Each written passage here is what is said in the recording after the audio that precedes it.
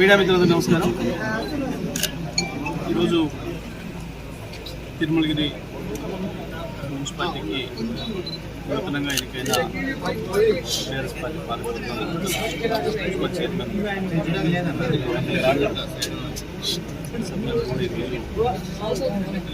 Office చేయడం జరిగింది. ఈరోజు రాజధాని పదవి బాధ్యతలు జరిగింది. ఈ సందర్భంగా నేను మున్సిపల్ చైర్మన్ గారికి, వారి వైస్ చైర్మన్ గారికి, కౌన్సిలర్లందరికీ పాటు ఇన్ఛార్జ్ తెలియజేస్తా ఉన్నాం. ఎవరు ఎన్ని ప్రభావాలకు గురి చేసినా, కాంగ్రెస్ ప్రభుత్వం ఎంత దుర్మార్గాలకు గురిగట్టినా, ఎన్ని దౌర్జన్యాలు చేసినా, ఎన్ని కేసులు పెట్టి ఎన్నికల్లో అక్రమాలు చేసినా, అవినీతిలో సంపాదించిన వందలాది కోట్లు తీసుకొచ్చి పంపించిన ఇక్కడ మనకి ప్రజలు మాట్లాడడం మన చెక్కు చేతులని అభిమానాన్ని చూపించింది. కేసీఆర్ గారు ఈ జనాలలో దానికి తిరుమలగిరి ప్రజలందరికీ కూడా అనుకోలేక ధన్యవాదాలు తెలియజేస్తున్నాను. తప్పకుండా ఈ పాలకవర్గం వాళ్ళ విధి నిర్వహణలో విజయం సాధించాలని కూడా నేను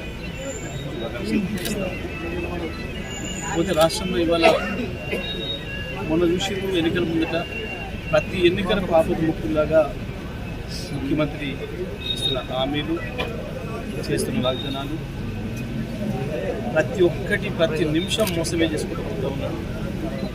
మున్సిపల్ ఎన్నికల్లో కూడా మున్సిపాలిటీ కాకుండా పక్క గ్రామాలకు వచ్చిన ఒక్కరితోని అన్ని నిబంధనలని ప్రత్యేకించి నల్లగొండ జిల్లాలో మంత్రుల అవినీతి విశ్వరూపం బట్టబయలైతా ఉంది. మొన్న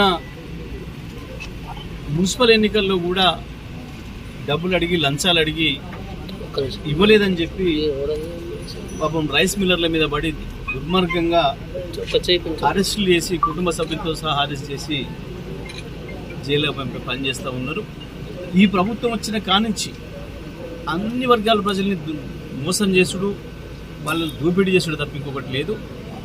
ప్రత్యేకించి తెలంగాణలో వాస్తవానికి ఉమ్మడి నల్గొండ జిల్లాలో భారతదేశంలోనే అత్యంత ఎక్కువ పంట పండించిన జిల్లాగా నల్గొండ జిల్లా రికార్డు సృష్టిస్తే, ఆ 10 ఏళ్లలో ఏ ఒక్కరోజు కూడా రైతులకు ఇబ్బంది లేకుండా, మిల్లర్లకు ఇబ్బంది లేకుండా, కరోనా సమయంలో కూడా అధికారులు, మా ప్రజాప్రతినిధులు, మా ఎమ్మెల్యేలు, మా సర్పంచులు, ఎంపీటీసీలు, జడ్పీసీతో సహా ప్రతి ఒక్కరు కూడా చక్కటి కోఆర్డినేషన్ చేసుకొని ఎవరికే ఇబ్బందులు రాకుండా కాపాడుకుంటూ వచ్చినాం. ప్రతి గింజలు కొనుక్కుంటూ వచ్చినాం. కానీ ఈ ప్రభుత్వం వచ్చిన తర్వాత ఒకవైపేమో దోపిడీదారులకు, దళారులకు వదిలేసి రైతాంగం యొక్క ధాన్యం కొనుగోలు చేయకుండా, ఆ సమయానికి ధరలు తగ్గించి అమ్ముకోమని చెప్పి, ఆ ధరలు తగ్గించి అమ్ముకోమని చెప్పి దానికి ప్రతిఫలంగా మాకు ఎన్నికల ఖర్చులు లంచాలు ఇవ్వాలని చెప్పి మిల్లర్ల మీద ఒత్తిడి చేసి కూడా దుర్మార్గంగా వాళ్ళు భయభ్రాంతులకు గురి చేస్తున్నారు.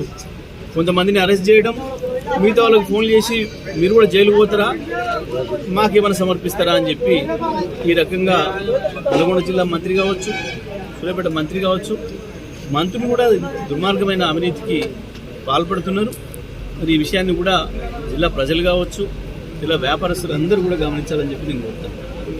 ఈ ఎన్నికలు అయిపోగానే చేస్తున్నానని చెప్పి మాట్లాడండి. ఎందుకంటే మున్సిపాలిటీ పరిధిలో కూడా అనేక మంది రైతులు ఉన్నారు కాబట్టి మళ్ళొకసారి రైతుల్ని ఓట్లు తీసుకొని మోసం చేయడం, ఆ మాట చెప్పింది. ఇంతవరకు కూడా రైతు బంధు ఊసే లేదు. స్థానిక సంస్థలు మిగతావి కూడా పెడతామనే ఉద్దేశంతో చేస్తామనుకున్నాం. కానీ ఇప్పుడు మళ్ళీ ఓట్లు పెట్టే ఉద్దేశం లేదు కాబట్టి రైతు బంధు వేయను అని చెప్పి చాలా స్పష్టంగా చెప్తున్నారు.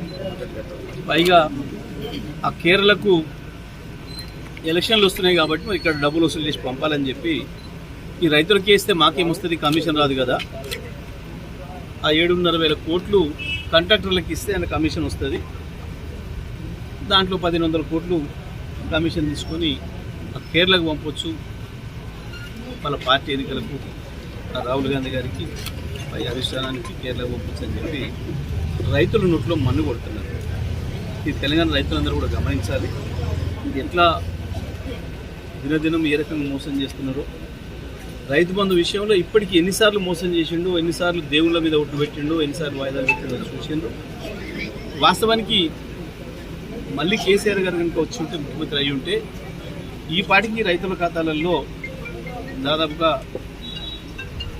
24,000 ఒక్కొక్క ఎకరానికి పడుతుంది. ఈ కొత్త ప్రభుత్వం వచ్చిన తర్వాత ఈసారికి 30,000 అవుతుండేది.